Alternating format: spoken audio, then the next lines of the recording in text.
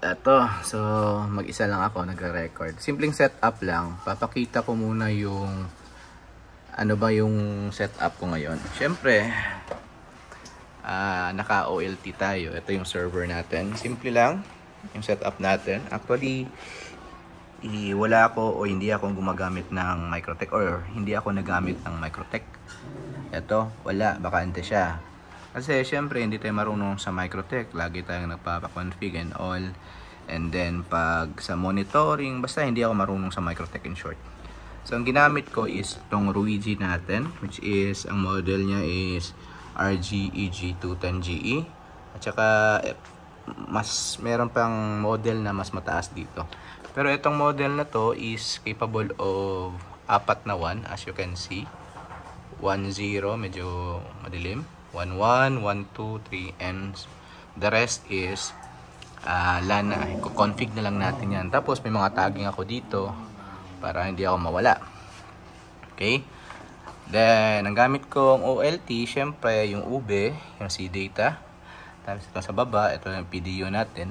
Okay, automatic na yan siya. Pag magre-restart ako, dire-diretso na. Wala nang tatanggalin. Tsaka, sa baba natin, yung server natin na SFF na Dell Optiplex natin. Okay? So, yan. Tapos, syempre, meron tayong AVR sa baba. Tsaka, just in case, meron tayong fire extinguisher. So, ito ng simple setup na to. Maka-create ka na ng auto-select sa Vendo. May, excuse me. May mga may mga devices naman na kung anong prefer nyo, gusto nyo gamitin para sa auto-select niyo. So, it's up to you. Pero sa akin, as kinikip ko yung setup ko as simple as possible para pagdating sa troubleshooting, di ako mahirapan. At simple lang talaga siya. Alright? Then, sa Microtech kasi, siyempre, shoutout sa mga magagaling sa Microtech. Alam nila to. Pero sa akin, di ako marunong yan. So, naka-standby lang. Walang gamit. Naka-cover lahat ng ports. Kaya dito ako nag-focus sa Ruigi. Actually, yung mga setup ni Microtech is, ang advantage naman ni Microtech is very flexible, di ba? Pwede mong i-change yung mga settings, yung mga setup, configuration. Unlike kay Ruigi is fixed na siya. Okay, kung anong settings tsaka configuration, bali nandyan na siya. Okay, kiklik mo na lang siya. So, in short, user-friendly siya. But then, kung gusto mong i-change yung mga, kunyara, config, something like that, mas may advantage si Microtech naman. Okay? So, since yung setup natin is for piso Wi-Fi setup lang, so, halos lahat naman, auto, multi-one, auto foil over, ano pa ba yan, mga bilan, something like that. Kaya naman ni Ruigi yan. Tapos, meron siyang monitoring. Maganda yung GUI niya. Nakikita niya sa computer, tsaka parang user-friendly na talaga. Okay? So, yan. Simple lang. Meron tayong multi-one. Nandito din yung mga VLAN natin sa Ruigi natin. Tapos, yung OLT natin. Then, syempre, PDU natin. At saka yung server ng Pisofy. Yan lang. Simple lang. Okay? Then, syempre, since naka-OLT tayo, meron tayong ONU. Tapos, meron tayong splitter sa likod. ISP natin, 3. Okay? Then, eto, nilagyan ko lang ng splitter dito para pang testing lang before ko i-deploy yung mga ONU ko. So, sa ONU, ang gamit ko, syempre, pang malakasang. O, yan. Alam nyo na yan. Anong model to? Okay? Mga refurbished lang. Then, syempre, sa likod, pag nag-multi VLAN tayo or multi-select Vendo, auto-select Vendo, syempre, i-config natin yung mga ports niyan. Okay? For me, ang mga ports nito is depende na kung anong VLAN device siya na ONU. Kunyari, kung VLAN na 20, VLAN 34, so lahat ng ports niya naka 34. And then, depende na sa sitwasyon. Okay? So, madali lang may config. Search nyo na sa naka-bridge pod itong ONU natin. Yung iba, gumagamit ng 5B5 or other ONU. It's up to you. Ito sa akin, siyempre, mahilig tayo sa budget meal. Pero itong tower na tawag nila is naka-off lang yung wifi. Pag nasa area na, pag naka-deploy na siya, ino-off ko lang yung wifi niya para galing lahat dito sa ports natin. Tsaka syempre, ito parang ginagamit ito sa enterprise dati. So, mas matibay yung mga LAN ports nito. Alright? So, depende pa rin sa inyo anong ONU yung gusto nyo gamitin. Okay? So, again, syempre, naka-VLAN na to, naka-bridge mode, then so on and so forth. Tapos may tinetesting ako ngayon. Okay? So, ito, papunta sa, syempre, hybrid na sa bendo natin. Tetesting natin mamaya. Tapos ito, papunta sa computer natin. Yan. So, yung setup ko, before ko i-deploy ito sa area, itong mga sa bendo natin, actually, kung gusto nyo umorder, meron tayong dito, Kirai Hybrid na sa bendo. Pwede siya sa wireless kung gusto nyo, tsaka pwede naman siya sa LAN kung gusto nyo. Meron naman siyang LAN module sa baba. Okay? But, syempre, hindi pwede pagsabayin LAN tsaka wireless. No? One at a time lang. Kung gusto nyo wireless, wireless lang. Naka-remove ang LAN module. Pero kung gusto nyo direct, katulad yan, naka-direct siya dun sa port natin. Ito, naka-VLAN 39 to siya. Okay, VLAN 39. So, via LAN cable, alam nyo na yan. Okay, naka-install yung LAN module. Pero kung gusto yung wireless lang, i-remove nyo lang yung LAN module, tapos flash yun ng firmware para pang wireless itong modem ko natin. Anyway, basic lang naman yan. Tapos, punta tayo sa computer natin. Ayan. So, sa computer natin, may mga sa vendor na tayo naka-deploy. Ayan. So, itong bagong tina-testing ko, hindi pa siya naka-edit. Ito pa. Ayan. So, ibig sabihin, ito pa siya yun. Ayan. So, tina-testing ko pa. Tapos, syempre, maraming tayong sa vendor. Pag naka-auto-select ka, kunyari ito, naka-auto-select na, naka-assign na siya sa VLAN. Ano ba? Ayan. Okay, VLAN 39. Alright? So, sa VLAN 39, siyempre, yung pangalan na sa vendor natin, sa vendor ESP LAN. Kasi naka-LAN module. So, sa area natin ngayon, meron tayong more than 10 na sa vendors. Yung iba, may nakita ako, 30, 40, ang dami nila. Sana all, di ba? So, yan. So, marami itong sa vendor. Lahat, naka-hybrid yan, naka-LAN yan. Yan. Naka-LAN, direct. So, ito yung testing natin sa multi-VLAN, which is naka-VLAN 39. Punta tayo dito sa portal natin. Ito yung portal. Kung nakikita nyo, yan. Insert coin na nakalagay. Kasi, syempre, nag-implement na tayo ng auto-select sa bendo. Okay. So, record again. Wait lang. Kasi free lang to. Wait lang ha. Then, ayan, naka-record ulit. So, ito. Kung nakikita nyo, dati kasi sa Pisofy, pag multi-vendo ka, nakalagay dyan. Sa insert coin is select vendo. Diba? Dito. Nakalagay dyan, select vendo. Since nag-implement tayo ng auto-select, syempre, kada isang VLAN, isang vendo. Pero depende pa rin sa inyo. Okay? So, may tip lang ako sa inyo. Pag kunyari, magkatabi lang ang vendo, siguro mga 20 meters, 30 meters, another vendo. Advice ko sa inyo, pag-isahin nyo lang yung VLAN nila. Huwag nyong iba-ibayin. Kasi yung sistema dyan is nagagawa ng signal. Kasi kung anong vendo, kung anong signal ang nare-receive ni cellphone, ni client, pag pindot niya ng insert coin, yung vendor na naka-assign doon sa access point na yun yung lalabas. Kung magkatabi lang, tapos nag-overlap yung mga signal nila, ang dalawang vendor nyo, I advise na the same VLAN lang sila. So, again, hindi na insert coin yung lalabas dito. Select vendor na naman. Okay, pero malayo talaga, hindi mag-overlap yung mga signal nila. So, okay lang na i-assign nyo siya sa dedicated na VLAN lang. I think na nakuha nyo. Okay? So, kung hindi man nakuha, explain ko konti. Eto, ganito. May senaryo kasi sa area ko. Magkalapit lang yung dalawang sa bendo ko. Parang mga nasa 30 meters lang. Siyempre, yung mga signal nun, nag-overlap. Kunyari, sa bendo 1, bendo 2.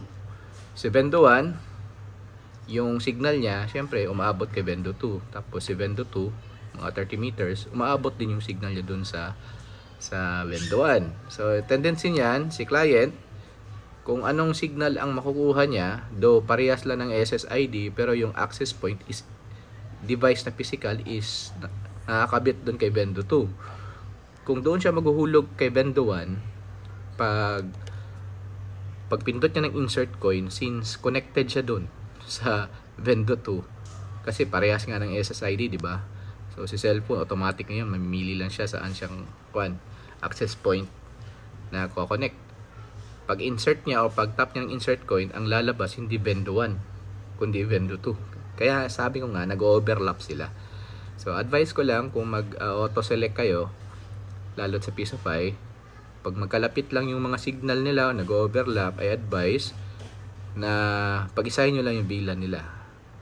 So in result, pag pinag-isa nyo ang VLAN device ng bendo 1, bendo 2, ang lalabas dito sa insert coin is select bendo na naman. So dalawang bendo na yon. Okay? Pero depende na yon sa sitwasyon. Kung malayo, dedicated na VLAN ang i-assign nyo kada bendo. Alright? So ayan. So again, itong tinitesting ko na Kirai Hybrid, ang pangalan nito, ito naka-testing pa, is naka sa bendo ESP LAN. Yung the rest ng bendo ko is naka-edit na yan ng mga pangalan-pangalan. Okay? So punta tayo sa portal, refresh natin. Ayan. So ito, dedicated VLAN, naka VLAN 39. So pag insert coin natin, may nakalagay dyan, ito yung pangalan niya, sa bendo ESP LAN. Diba? Katulad dyan, sa bendo ESP LAN. So ibig sabihin, gumagana yung auto select natin. Okay, so insert coin natin. Since wala tayong coin slot, tap lang natin yung coin tsaka ground. Coin ground. Ayan. Lumabas na. Piso. Alright. Then, go online. Okay. So, ayan. So, question. Sir, nawawala ba yung time pag lumipat ng ibang SSID or ibang bendo? Hindi. Hindi siya nawawala. Okay. May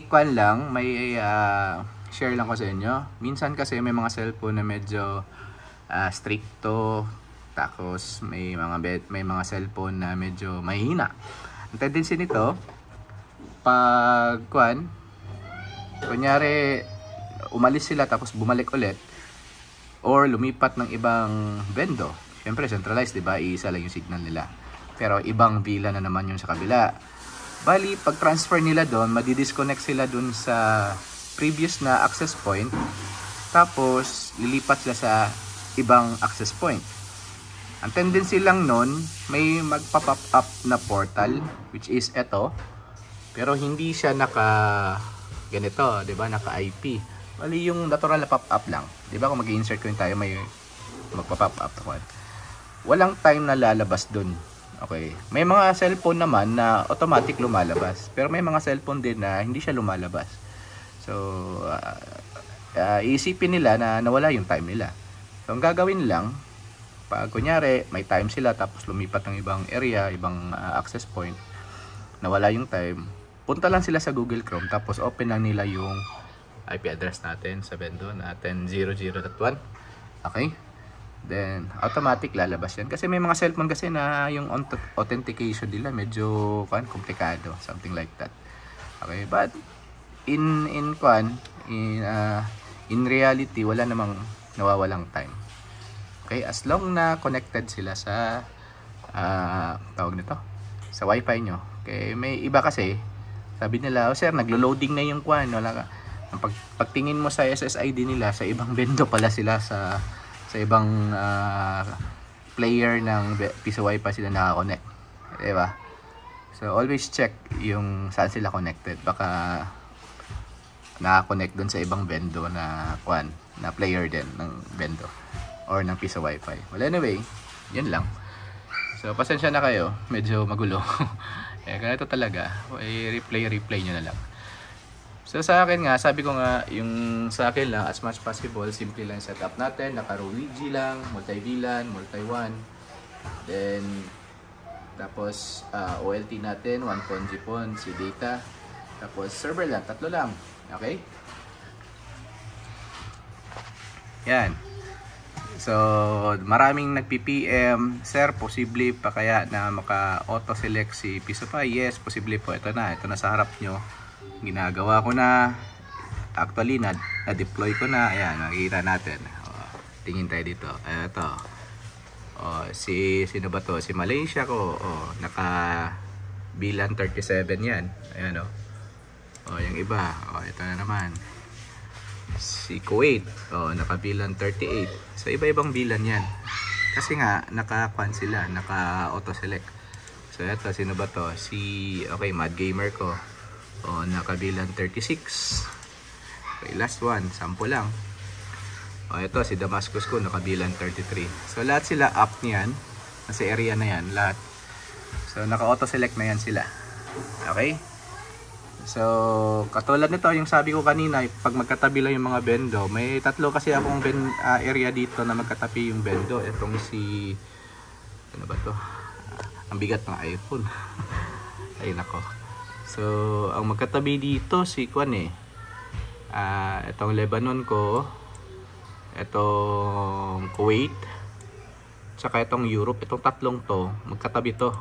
Yung mga signal nito, yung mga access point, okay, nag-overlap. So ginawa ko, same VLAN lang sila. Okay, titingnan natin dito.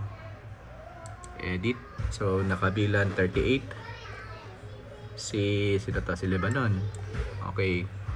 Itong Kuwait naman, nasa unahan lang. Naka VLAN 38 pa rin. Ayan. Likewise, yung Europe ko is naka VLAN 38 pa rin yan. Kasi nga, parang sa sitwasyon ng lugar, depende na yan sa inyo. Kung magkalapit lang talaga yung may mga lugar kasi na alanganin. Kunyari, may magkalapit lang yung yung bendo, tapos yung client kasi, kung iisang bendo lang ilalagay ko doon, iikot pa sila doon sa kabila, di ba? Lalakad pa sila, iikot para maghulog, tapos babalik na naman, iikot ulit. So, ang ginawa ko, naglagay na lang ako ng isang bendo doon sa kabila para hindi na sila iikot. So, ang tendency, yung signal ng isang bendo tsaka yung bagong bendo is nag-overlap. Ang tendency nun, diba, hindi consistent yung pag-i-insert ko nila kasi depende na kung saan sila connected na access point. Yung ginawa ko, pag once malapit nga lang, pinag-isa ko lang yung mga VLAN nila. Diba? So, lalabas pa rin yung select bendo. Depende na rin sa lugar or sitwasyon, sabi ko nga. Okay, it's up to you. Yun lang, advice ko lang sa inyo or i-share ko lang yung experience ko. Okay, so hindi mahirap. Nung una, mahirap kasi wala akong makita. Okay, wala akong makita. Then, close ko ulit. Record ulit. Ayan. Wala akong makita na nag-i-implement talaga. O siguro may iba, hindi rin alam. Kaya ngayon, nag-experiment ako at saka nakuha ko na rin. Okay, so auto-select to. Pisofy. Kasi yung iba, tuma-transfer na sa ibang system kasi nga, dahil sa auto-select. Pero sa Pisofy natin, since magandang Pisofy kasi user-friendly, yung mga settings dito, isa sa hinahanap nila is auto-select. Ito na ngayon mga sir, naka-auto-select na yan. Okay, nakikita nyo, marami tayong bendo, pero iisa lang yung insert ko yan. Alright, so syempre, OLT natin, naka-SeaData tayo, refresh. Ayan, naka-SeaData tayo, SeaData, 1 pon GPON yan. Tapos, naka-Ruigi tayo. Yung Ruigi natin, syempre, naka-multi-WAN, 3 ISP yan. Ayan, 3 ISP. So, itong model na to, hanggang 4 na ISP kaya niya. Sa akin, 3 lang. Alright? So, yan. Kung sinong gustong magpa-set up using Ruigi, tsaka kung OLT nyo si data, kasi hindi ako marunong sa ibang brand, PM nyo lang ako, di ba? Matulungan ko kayo, tsaka depende na yan kung anong pa natin. Alright? So, yun lang mga sir. Kiray, once again, sana naintindihan yung mga na-share ko ngayon. Madalian lang to. Kasi di-deploy ko na tong Kiray hybrid ko. Alright? So, sa mga clients ko, shout out. No? Saan ba yun? Mga lugar na lang siguro. Mga taga Palawan. Kasi di ko na memorize yung mga pangalan. Palawan, may Ilocos, may Baguio City, may Cebu. Sa Visayas, may Bohol. Ayun, may Bacolod. Shout out kay Sir Ryan Sia, taga saan ba si Sir? Iloilo ka ba, Sir? So shout out, Sir.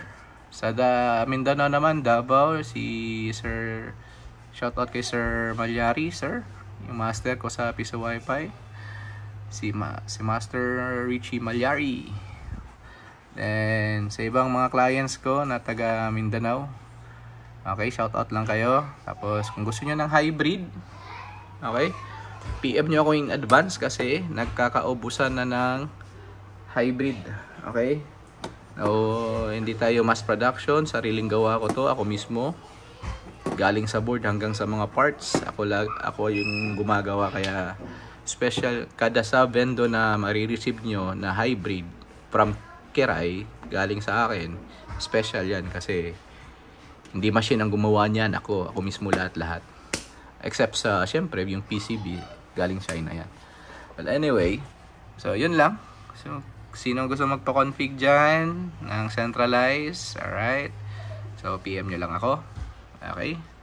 So, yung price ng setup natin or config natin, PM nyo lang din ako. Alright, so goodbye, sir, mga sir. Happy harvest soon. Kiray here once again.